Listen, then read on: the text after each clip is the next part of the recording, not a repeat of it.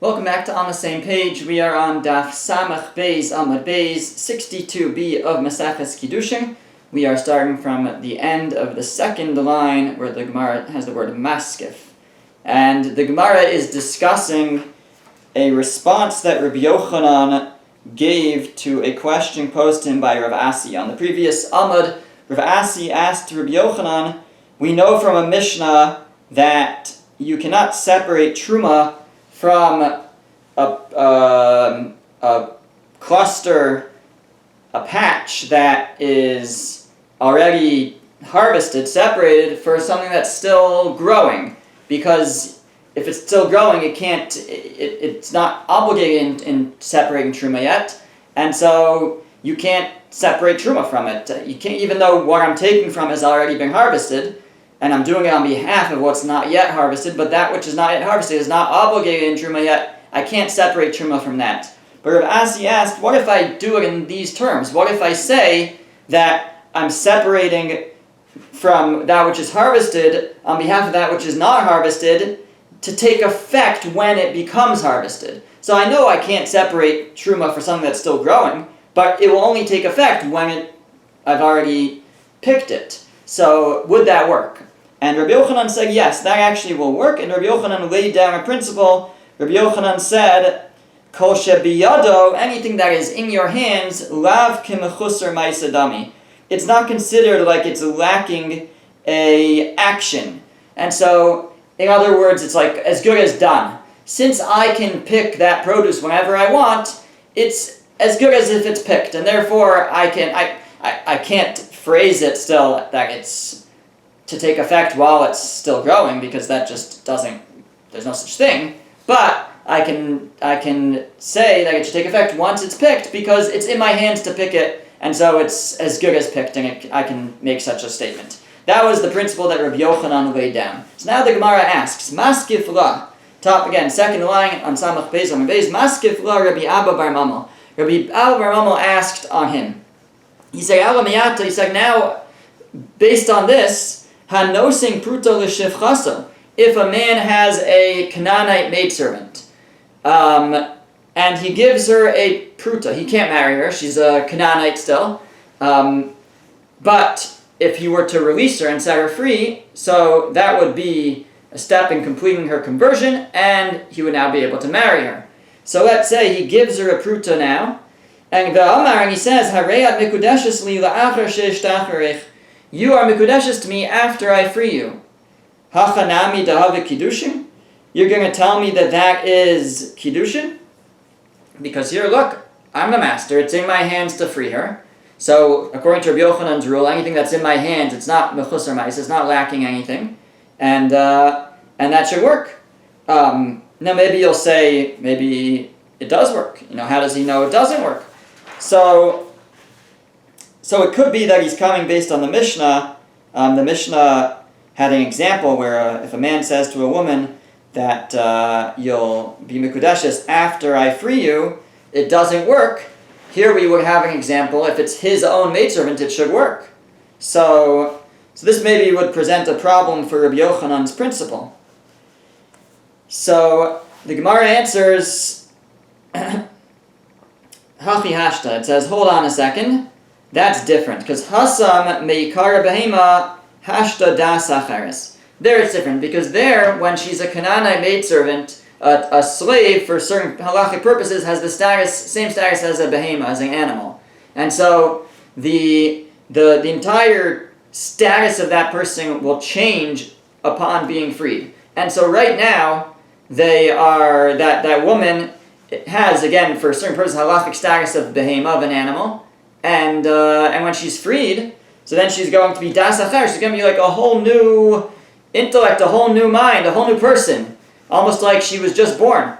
And so that's different, because what Rabbi Yochanan holds is that if something is already in existence and it's just a step away, you just have to change the status.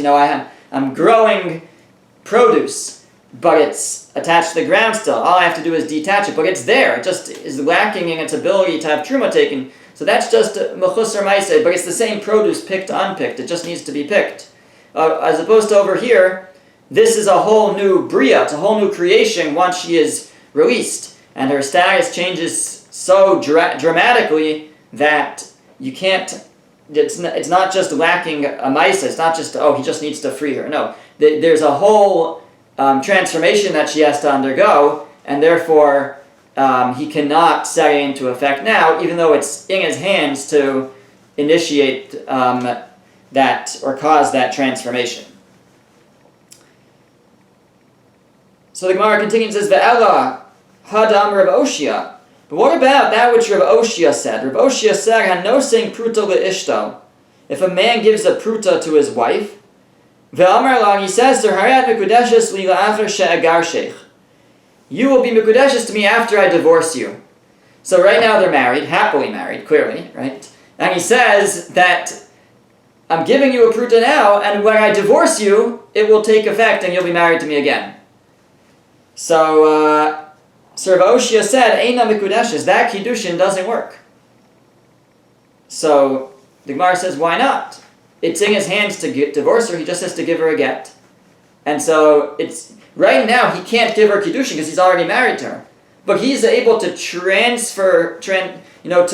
to transform her status to a state where he could give her Kiddushin, i.e., if he divorces her, then he can now give her Kiddushin. So he should be able to give her Kiddushin right now because it's for that time, because it's in his hands to make her once again available for Kiddushin. But yet Rav Oshia said it doesn't work. And if he would divorce her, she'd be divorced, but the Kiddushin that he tried to give before wouldn't take effect. So the Gemara says, Hachanami Rabbi Yochanan dahavu Kiddushin. According to Rabbi Yochanan, will you say that this Kiddushin does work? Rav Oshia said it doesn't, but will you say according to Rabbi Yochanan it does because it's in his hands? So the Gemara says, Nehi de biyado legarsha, biyado lekadsha. Yes, it may be in his hands to divorce her, but is it in his hands to be mekadesh her, to betroth her? Is that up to him? Not necessarily. So it may be that at the moment she's willing to accept the Kiddushin, but her ultimate acceptance though is not up to him. It's up to her. She has to decide if she wants to accept the Kiddushin, and so it's not really completely in his hands. Maybe she won't want the Kiddushin, and so we view this as yes, it's in his hands to divorce her. He could give her the get. Again, by Torah law, we do not need her agreement. Rabbinic law does require it, but by Torah law, he does not need her agreement. He could just give her the get. That is completely in his hands. He has the ability to put her into a status where his Kiddushin take effect, but the Kiddushin itself needs her agreement to accept it. And so it's not completely in his hands, and therefore even Rabbi Yochanan will agree that this won't work. So the Gemara says, so based on this, Tifshot Debayir Rav Oshia, we should be able to answer the question that Rabbi Oshia raised. That Rav Oshia raised the following question. Again, Rav Oshia was the one who said if you give what we just said, that if you give a pruta to your wife and say that it should take effect after I divorce you, that as Kiddushin, this Kiddushin should take effect after I divorce you, it doesn't work. But Rav Oshia had a different question, a related question. Hanosein shtei prutos leisha. A man, before he's married to her, he gives her 2 prutos. Ba'achas amar la hiskachi li hayom. With one of them he says, you should be mekudeshes to me today. U'ba'achas amar la hiskachi la'achar she'agar sheikh. And the other one he says, it should take effect after I divorce you. So tifshot mina de lo havu kiddushin. We should derive from here that it should not work because it's not in his hands. Like we said, it's not in his hands to decide if she's accepting it. It's a future thing, and just like when he's currently married to her, we said everybody will agree if he gives her Kiddushin to take effect after he divorces her, it doesn't work. So before he's married to her, and he wants to give her 2 Kiddushins, one for right now, and one to take effect after he divorces her, it also shouldn't work. So what was Rav Oshia's question? Why did he think that was different? So the Gemara explains No, we don't really have an answer to that question, because Dilma, ki echi de tafsi kiddushin hashta, tafsi nami lachar kain.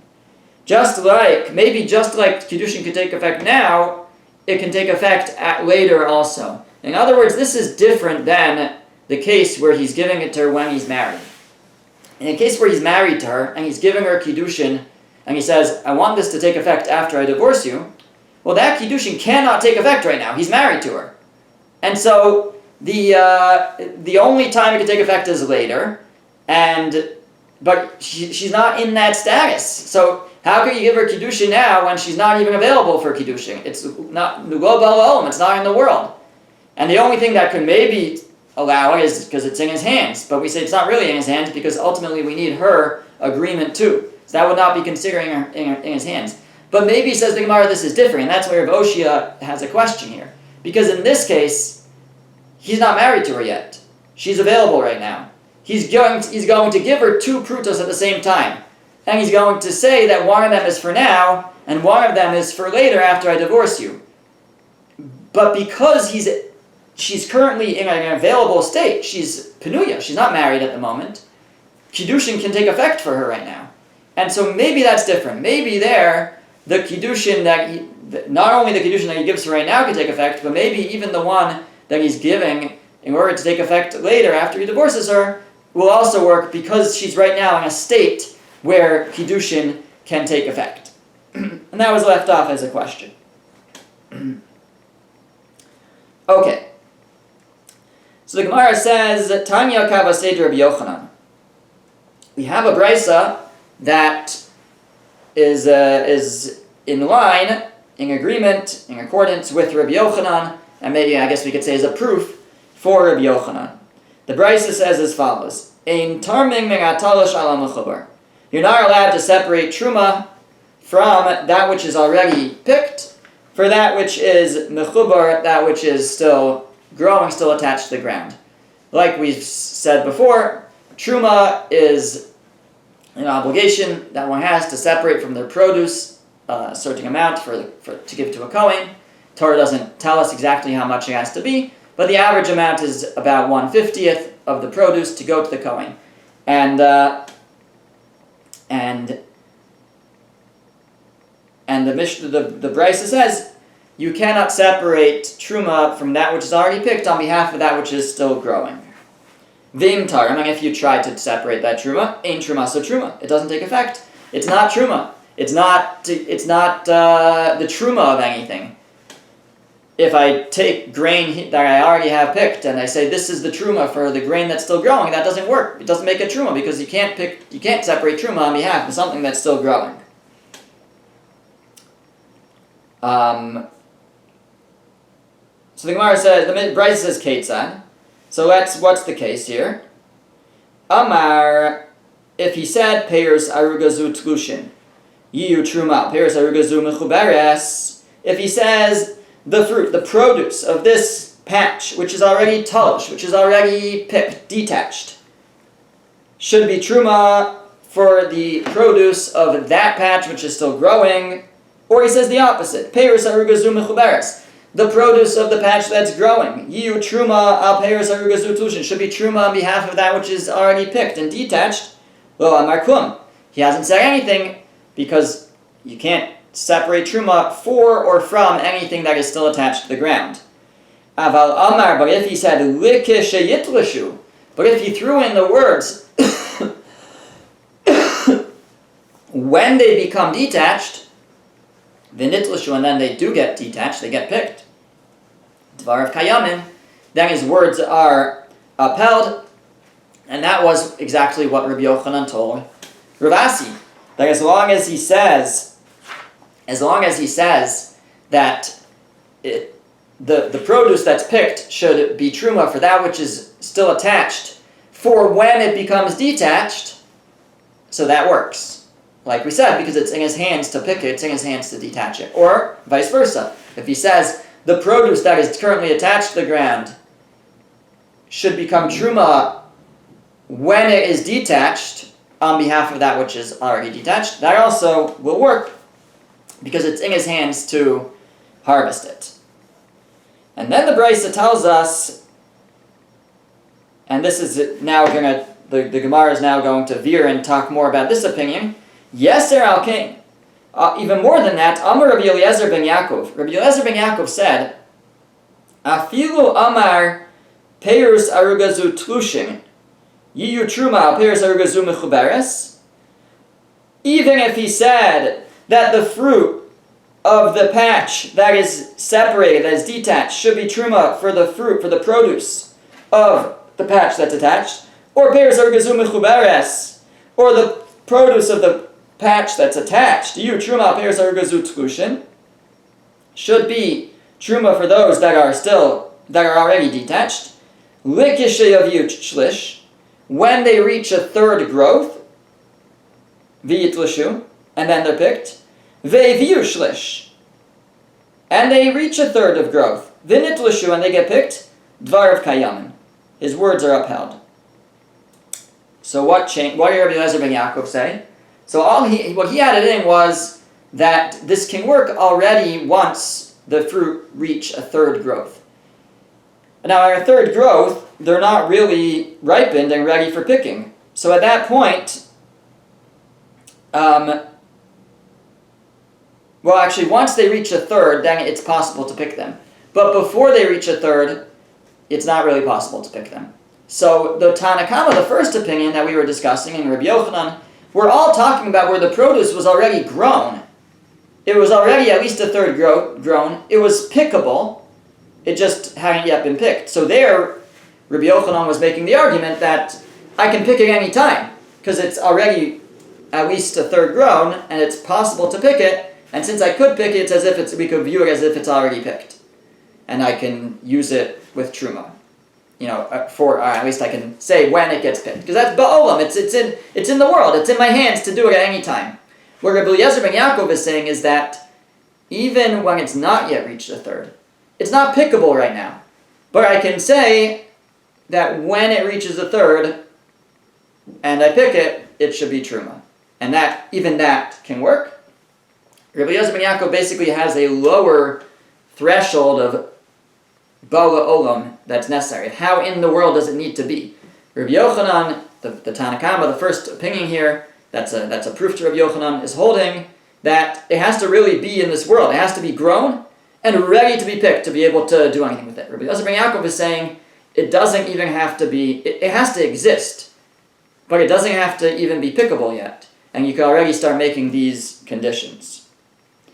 Now, how grown does it have to be? So Amar Rabba says, Amar Rabbi Eliezer ben Yaakov ala b'shachas.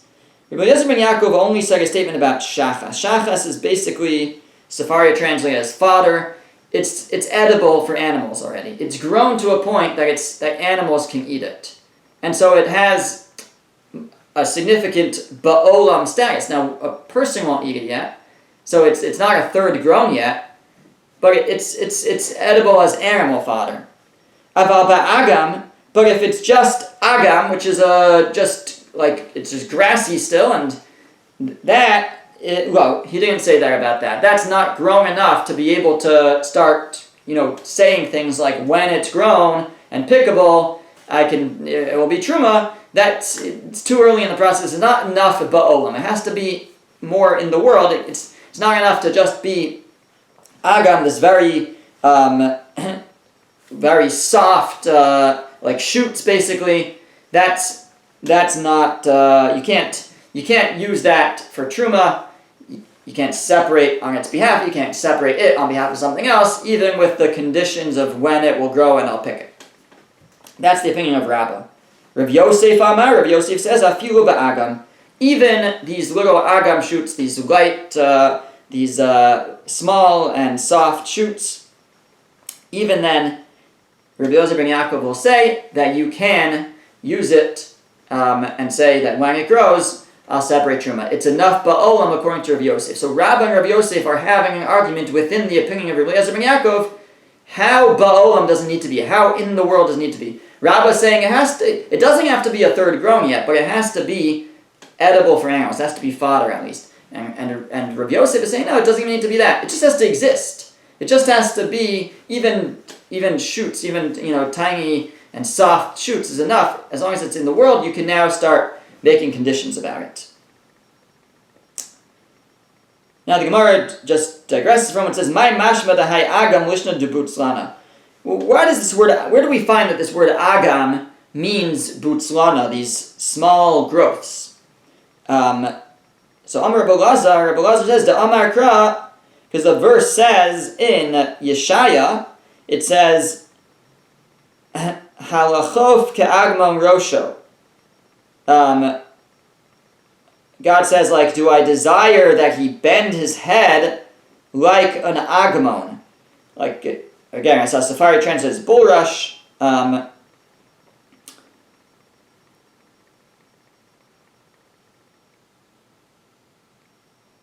But it's right. It's some kind of grass or something. It's bendable already. It's soft and bendable, but it's not grown to a point where you can, even an animal would eat it. But there we have this word agmon, which is agam, meaning it's like it's a bendable soft grass. So fine. So that's the machlokas. So again, we have the opinion of Rabbi Yezer ben Yaakov is that even before the produce is at a third grown, a person can already start using it as truma or separating truma on its behalf, with the condition that it will only take effect once it's reached a third grown and is picked. And we have within Rabbi Yezer ben Yaakov a dispute between Rabbah and Rabbi Yosef how grown it has to be. It doesn't have to be a third, but Rabbah says it still has to be it has to have reached the point where it's fodder for animals, and Rabbi Yosef says even when it's just agam, it's just like soft shoots, it's in the world, and he can start making these conditions and using it for truma. So the Gemara says, Kimar Azla Hadatanya, who is the following brisa going like? The brisa says, Ha'omer lachaveira, the man says to his friend, Im yalda ishtecha nekeva, if your wife gives birth to a girl, mikudeshes she should be mikudeshes to me. She should be betrothed to me. Lo amar klum, he hasn't said anything. That's the brisa. And the brisa continues as V'amar bichanina lo shanu, or this might not be part of the brisa, but a statement that was made about the brisa, Rabbi Chanina says, Lo shanu ela she'en ishta mu'baris.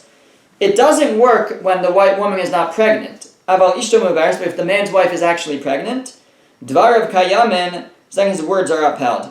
Now we actually had this in the Mishnah in parentheses, and the reason it's in parentheses is because of this Gemara. This Gemara implies that it's not the Mishnah.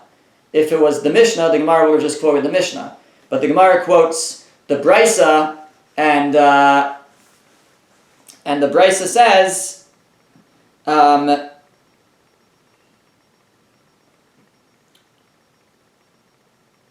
Brisa says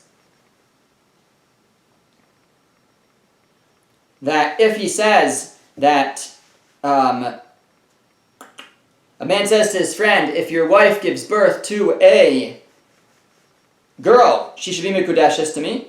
Lo amar klum, he hasn't said anything. And Rabbi Chanina says that that's only if she's not yet pregnant. But if she was pregnant, so then it works. So whose opinion is that like? So the Gemara says, Kiman, who is it like? Ikarabba kishuka rubra. It could be like Rabbah's interpretation of Rabbi Yezer ben Yaakov, and it would be talking about kisha hukar ubra, when the only at the point where the fetus is recognizable.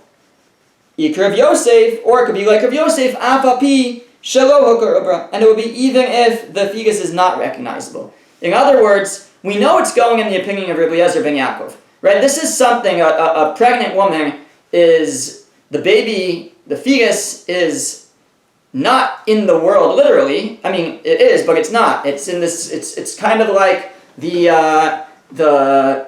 produce that hasn't yet reached a point where it could be harvested. It's in early stages. So the question then is, if you want Kiddushin to be able if you want to be able to call this in the world, that you could give it Kiddushin, or Kiddushin to take effect after it's born. The Kiddushin won't take effect now, but to be able to to even imagine a Kiddushin on it. So how in the world does it have to be? So according to Rabba's understanding of Rabbi Eliezer ben Yaakov, he said by the produce it has to be fodder. It has to be at a significant point.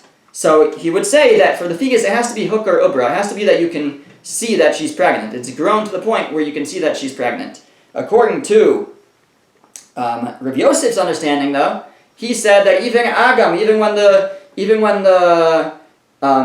the produce is just in its very early stages and is not really recognizable, it's just little soft shoots. Even then, it can be used. You can start making conditions that when it grows, it should be truma. So too here, you can already give Kiddushin when this, if this baby is a girl, and when she's born, Kiddushin should take effect for her. Okay, the Gemara then says, V'ika da'amri, there are those who say a different version of what Rabba and Rabbi Yosef argue about within the opinion of Rabbi Eliezer ben Yaakov. V'ika da'amri, there are those who say, Amar Rabba, that Rabba said, Lo Amar Rabbi Eliezer ben Yaakov, ela b'shachas debei kivsha. That actually Rabbi Eliezer ben Yaakov only said that you can separate truma if it's shachas debei kivsha.